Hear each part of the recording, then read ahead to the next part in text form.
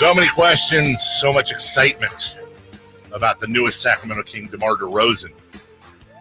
Who better, Jason, to ask about DeMar DeRozan than somebody who saw him play 79 of 79 games last year. Led the league in minutes. And there for the call of, I assume, every single one. Longtime legendary voice of the Chicago Bulls, friend of the show, joining us right now, Chuck Swirsky. Chuck, it's Dave, it's Jason. Thank you so much for joining us. Good morning. Yes, good morning. Yes, it's a great morning, especially for Kings fans.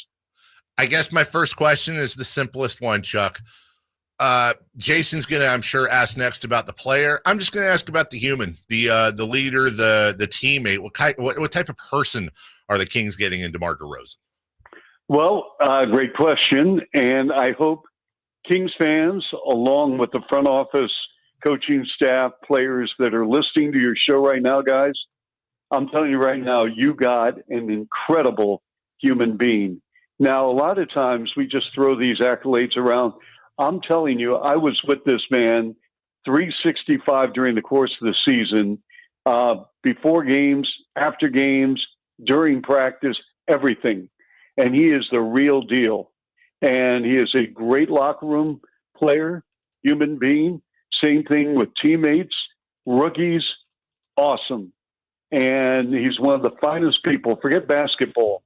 He's one of the finest human beings I have ever met, period.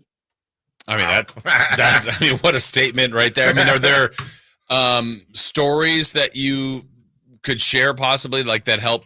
I mean, obviously we all believe that. We've all heard that. We know the Spurs thought highly of him. Toronto, certainly Chicago has. I know the Kings are obviously very interested in him. What is it about him, Chuck, that stands out so much in that area? Well, the fact, number one, that he really, truly, number one, let me just say this, and then we can get into X's and O's later.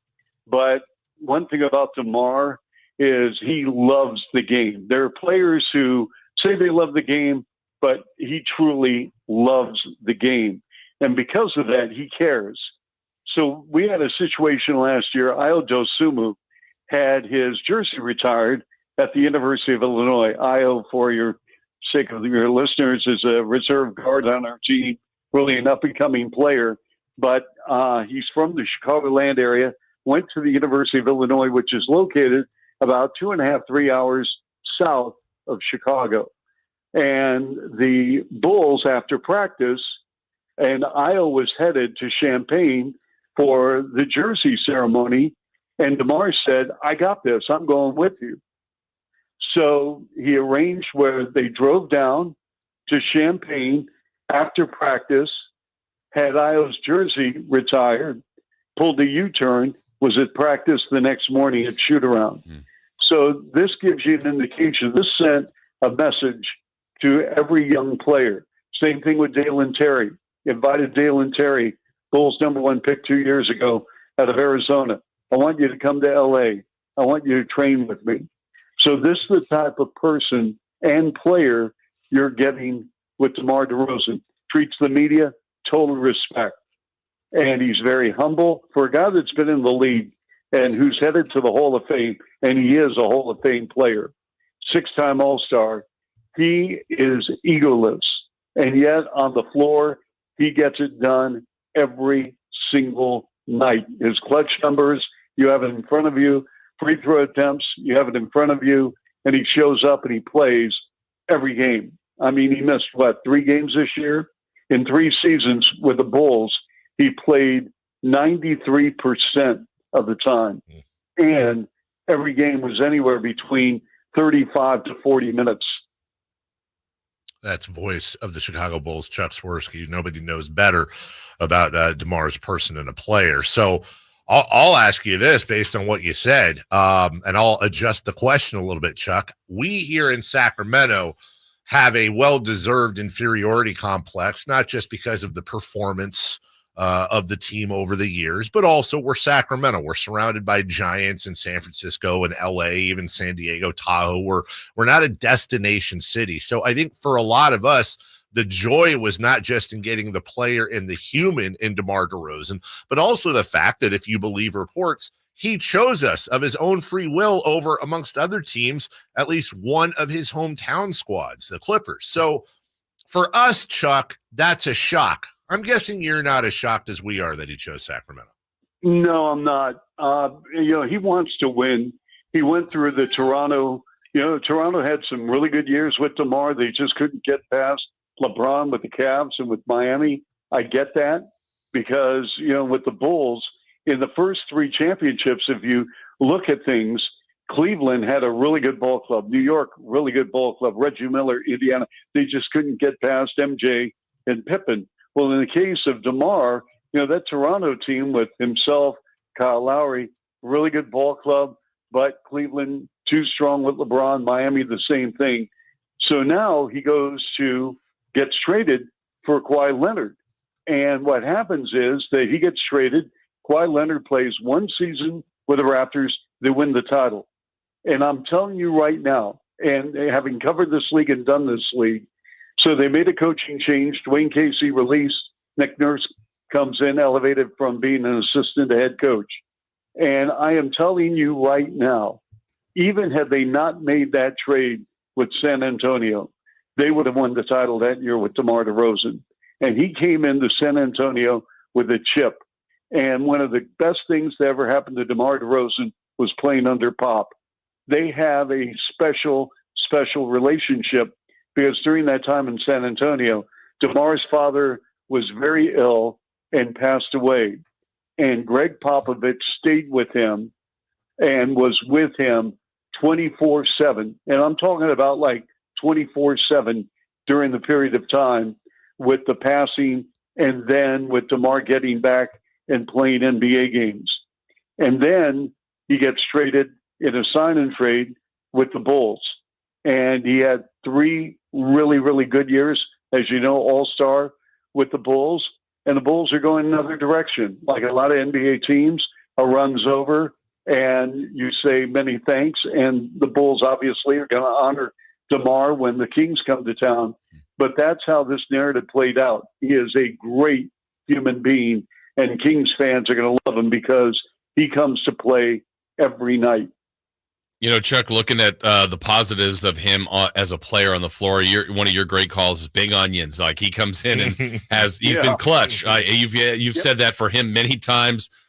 Free throw shooting, the mid-range game. What are some of the things as a gifted scorer in this league that he's been that Kings fans are going to be excited about? Well, they're going to be excited because he embraces pressure. Some players run away from it. Guys, let me tell you what, Jason did. He loves it. He loves fourth quarter. He loves the bright lights, and he loves the big stage, and he loves the fans going crazy. I mean, this guy was born to play in the NBA. He's from Compton, California. He's very appreciative of fans that have stayed with him from day one, and he has never forgotten where he came from. He loves Compton. So when you see the big picture, you're getting a player that in ISO, he is lethal. And he does that double, triple pump fake. And players who have been in the league 5 years, 8 years, 12 years, still go for it. And that's why you've got the stats in front of you. I mean, he's averaging 8 free throw attempts per game. And in a league, and the league is going to change with the rules. I mean, we saw the second half of the year with defense. They're going to allow a little bit more physicality. And that all means that DeMar is going to go to the stripe. I mean, this was a great fit for Sacramento. When we talk about fit, and Chuck, you've got the team you got to pay the most attention to right in front of you, but the league and the Kings. When you see a Fox and a Sabonis, I had remarked to Jason, one thing I'm incredibly excited about is DeMar getting open looks off of Sabonis screens. Is there anything that jumps out at you about the specific folks he's playing with and style that you think are really going to help him shine? Well, I think playing with De'Aaron Fox definitely will help. No doubt about that. Playing with Sabonis definitely will help. One thing with, you look at the Western Conference and it's loaded, it's stacked. Everyone realizes that. But this is another add-on to the Sacramento roster where you can say he is a plus player. And anytime you can add a plus player, a winning player to the combination of what you have already with the Kings is terrific. And I think when you examine what's happening with the West, I mean, every night it's going to be crazy. And that means you're going to have a lot of close games. You're going to go into the fourth quarter, last 5 minutes of crunch time. And guess what? At clutch time, who do you have on the floor? You got two of the best players in the NBA. So if they want to stack up on one of the two, that other player is going to be open. So Sabonis is going to be open. Malik Monk could be on the floor. He'll be open. I mean, it's really a wonderful situation for Mike Brown. It really is. Talking with Bulls radio voice Chuck Swirsky. Chuck, kind of a two-parter here. I know it's positionless basketball these days, and DeMar's played lots of different positions, but just in your time calling him, what position do you think best suits him? And then what positions is he best suited to guard? How is he kind of defensively?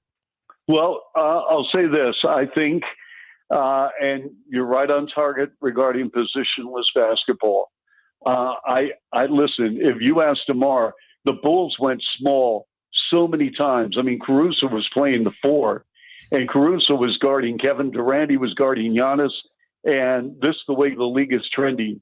So if you put DeMar at the 2 or the 3, I don't really think, honestly, you can go back maybe 10, 20, 30, 40 years ago, and I've seen a lot of NBA ball as a kid and now broadcasting where you used to say, well, he's a 1, he's a 4. I think he's a tweener at 3 and 4. Those days are over. Now, if you get somebody who is really gifted and he's 7 feet, he can stretch the floor or he can post up, that's different. But in this day and age with the NBA and the way the game is played, so I think DeMar is going to be fine. And defensively, I mean, you take a look at how many block shots he gets during the course of the season. I'd venture to say, and I don't have any of our stats in front of me right now, I would venture to say he was probably in our top 4 in block shots during the course of the year. And so, there are a lot of star players in this league who give up after getting beat on a drive to the rim. He doesn't.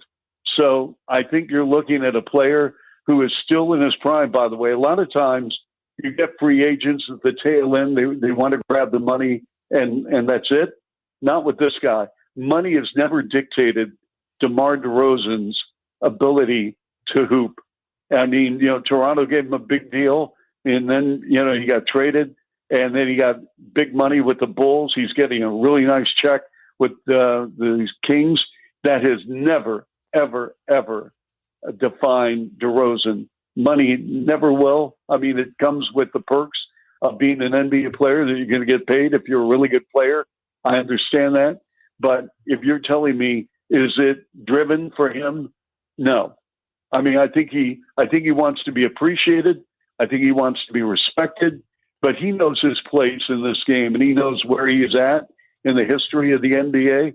And that's why one day, and I would tell him this, you could ask him this when you interview, I would come to him, and I've never told this story, but now I will. I would come to him every game, or when I would see him at shoot-around. I was at every shoot-around on the road, and obviously I do every game for the Bulls. I would come to him every game and say, DeMar, I love you. I'm glad you're here, and I hope you come back. Now, 2 of the 3, obviously, he's not returning, and I wish him well. I do wish him all the best, just like I want to see the Bulls get this thing turned around and be successful. But I would tell him all the time that I loved him because I love him as a man. He is a great human being. And I also told him I'm glad he's here because the influence he had on our organization, on the floor guys, and off the court. He treated everyone, didn't matter what they did, whether it was media relations, broadcasting, whether you're strength and conditioning, whether you're equipment, it didn't matter.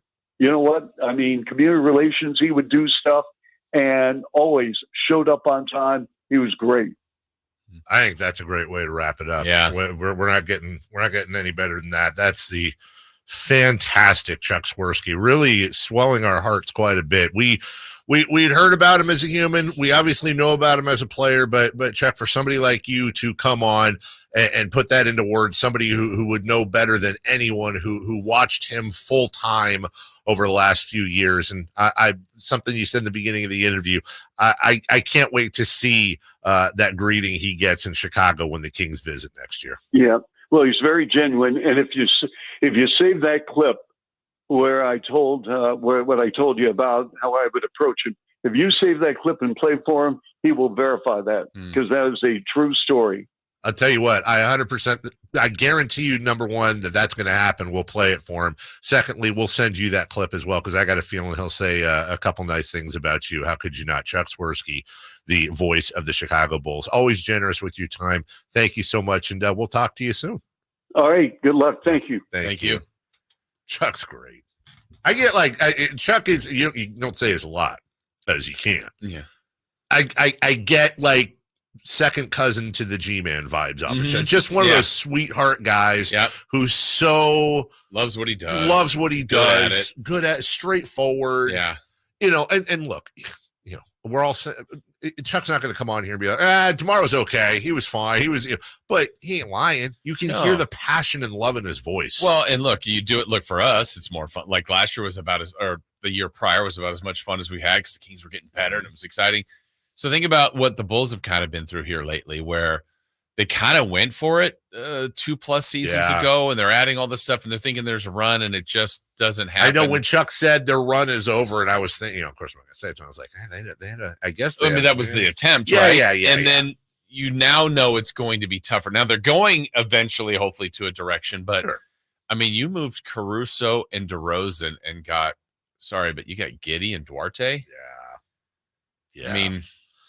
And then I think Levine, can they move Levine? Can they move Vooch? Like, right. They're doing it. They're trying for the younger group. And I mean, that's a plan. Right.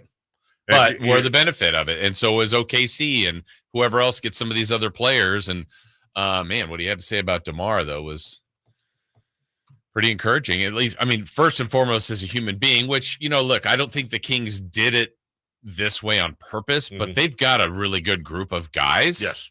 And you'd rather have a really good group of guys that are winners. And if they win, then it's awesome to have a good group of guys. It's funny